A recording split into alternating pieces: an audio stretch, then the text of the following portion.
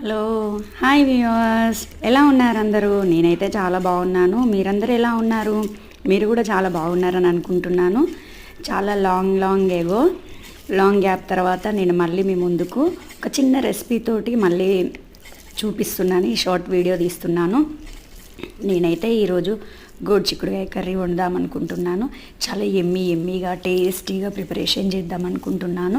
So మనం watch చేద్దాం. చూడండి, మీకు చూపిస్తున్నటువంటి పోపు దినుసులు అన్నీ రెడీ చేసుకున్నాను. ఆనియన్, కరివేపాకు అన్నీ రెడీ చేసుకొని పోపు వేసేసుకొని కట్ చేసుకున్నటువంటి పచ్చిమిర్చి అన్నీ వేసేసుకున్నాను. కూరగాయలు కూడా వేసేసుకున్నాను. మీకు చూపిస్తున్నటువంటిది చూడండి ఎంత బాగా ఫ్రై చేస్తున్నానో. ఫైన్ చాపింగ్ చేయాలి గోరుచిక్కుడుకాయ.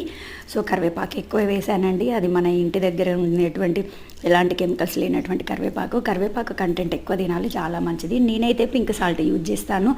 మీరు చాలామంది రకరకాల సాల్ట్స్ యూజ్ చేస్తారు. సో తగినంత సాల్ట్ వేసుకోవాలి. సో కొంచెం పప్పులు ఉండాలి, క్రంచీగా టేస్టీగా ఉంటుంది పప్పు కొంచెం తింటుంటే. సో కొంచెం మగ్గియాలి. నేనైతే సిమ్లో పెట్టేసి వాటర్ వేసేసి మగ్గిస్తున్నానండి. కొంచెం సాల్ట్ వేసి మగ్గిస్తే వెజిటేబుల్స్కి మంచిగా సాల్టీగా కొంచెం మంచిగా ఉంటుంది టేస్టీగా. నెక్స్ట్ నేనైతే జింజర్ వేస్తాను, గార్లిక్ వేస్తాను. జింజర్ అవాయిడ్ చేశానండి. ఎక్కువ గార్లిక్ తోటి చాలా ఫ్లేవర్ ఉంటుంది. నేనైతే ఒక కొబ్బరి పీస్ మొత్తం యూజ్ చేస్తున్నాను, పచ్చి కొబ్బరి అది. సో నేను ఫ్రిడ్జ్లో పెట్టి స్టోర్ చేస్తానన్నమాట. చాలా కంటెంట్ వేయాలి, చాలా క్వాంటిటీలో యూజ్ చేయాలి పచ్చి కొబ్బరి. సో అయిపోయింది, ఆల్మోస్ట్ కుకింగ్ అయిపోయిందండి.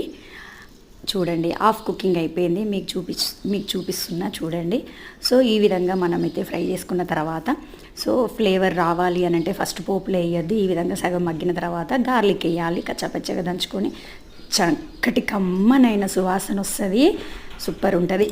ఆ తర్వాత నేనైతే పచ్చి కొబ్బరి యాడ్ చేశాను. ఎంత కలర్ఫుల్గా ఉంది చూడండి.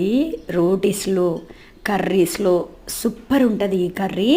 ఫైన్ చాపింగ్ తోటి చక్కగా ఇంట్రెస్ట్ పెట్టి చేసుకోవాలి. గడబడి చేయొద్దు కర్రీస్ ప్రిపరేషన్లో, ఏది కూడా మర్చిపోవద్దు. చూడండి ఎంత ఫైన్ కుకింగ్. లాస్ట్ ఒక 5 minutes మళ్ళీ కొంచెం మగ్గియాలి, అంతే. సూపర్గా వచ్చేసింది ఫ్లేవరు. కొత్తిమీర ఉంటే కొత్తిమీరతోటి గార్నిష్ చేసుకోవచ్చు. నా దగ్గర కొత్తిమీర షార్ట్ అయిపోయిందన్నమాట. సో నేనైతే కొంచెం ధనియాల పౌడర్, లైట్గా మసాలా పౌడర్ యాడ్ చేశాను. సూపర్ ఎమ్మీగా కుదిరిపోయింది మనకు గోరుచిక్కుడుకాయ పచ్చి కొబ్బరి కర్రీ.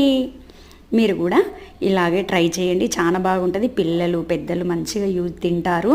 సో చపాతీకి కూడా చాలా బాగుంటుంది.